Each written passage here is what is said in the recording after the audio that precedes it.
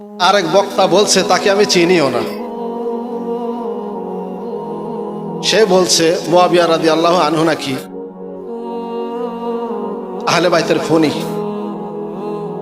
তাদেরকে কেন মক্কার ইমাম সাহেবেরা, বাংলাদেশের আলেমেরা, আরো অন্যান্য আলেমেরা সবাইকে বলছে যে তারা মুসলমানই না। আর সে কি বুঝাইতে চাইছে এখানে সে মুসলমান নাকি? আগে তার বক্তব্যটা আপনারা শোনেন, তারপরে ব্যাখ্যা করছি।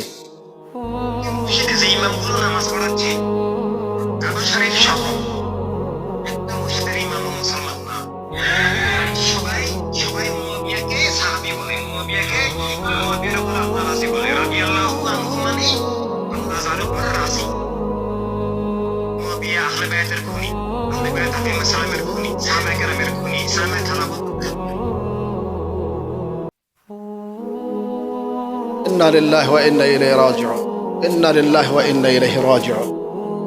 এত বড় সম্মানিত একজন সাহাবীর নামে এরকম মিথ্যা অপবাদ দিল। মুআবিয়া রাদিয়াল্লাহু আনহু কে তুমি জানো? ওই বন্ড পীরের পাচারা গোলাম, মাজার পূজারি।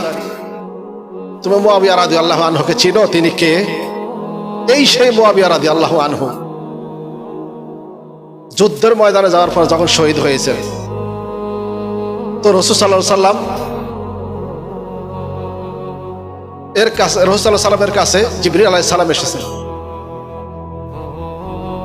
জিবরিল আলাইহিস সালাম বললেন যে মুআবিয়া রাদিয়াল্লাহু আনহুর মুআবিয়ার জানাজায় আপনি আপনার সাহাবীদেরকে নিয়ে শরীক হন, আমি আমার বাহিনী নিয়ে আসতেছি। রাসূল সাল্লাল্লাহু আলাইহি সাল্লাম জিজ্ঞেস করলেন,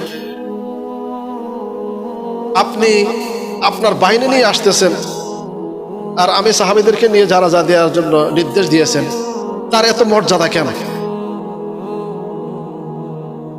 এটার বিশ্লেষণ ব্যাখ্যা রয়েছে আরো, তো আমি শুধু সংক্ষিপ্তভাবে এতটুকুই বলতে চাই যে রাসূল সাল্লাল্লাহু আলাইহি সাল্লাম সমস্ত সাহাবীদেরকে নিয়ে যখন জানাজা দিতে গেলেন, ওই দিকে জিবরাইল আলাইহিস সালাম ৭০,০০০ ফেরেশতা সহকারে মুআবিয়া রাদিয়াল্লাহু আনহুর জানাজা শরীক হয়েছে।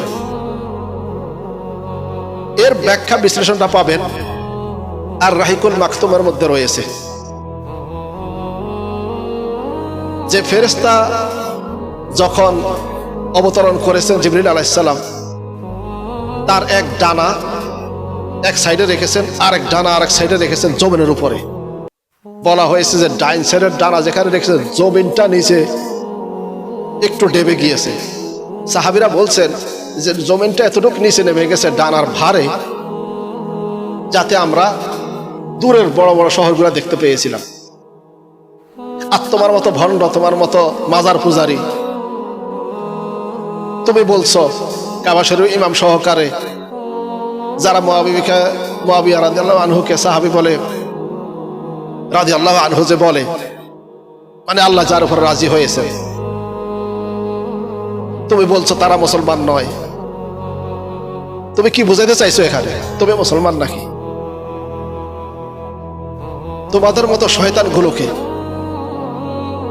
অবিলম্বে সরকারের পক্ষ থেকে শায়েস্তা করা উচিত, কারণ ইসলামের মান সম্মান তোমরা নষ্ট করছো, ইসলামের ক্ষতি তোমরা করছো।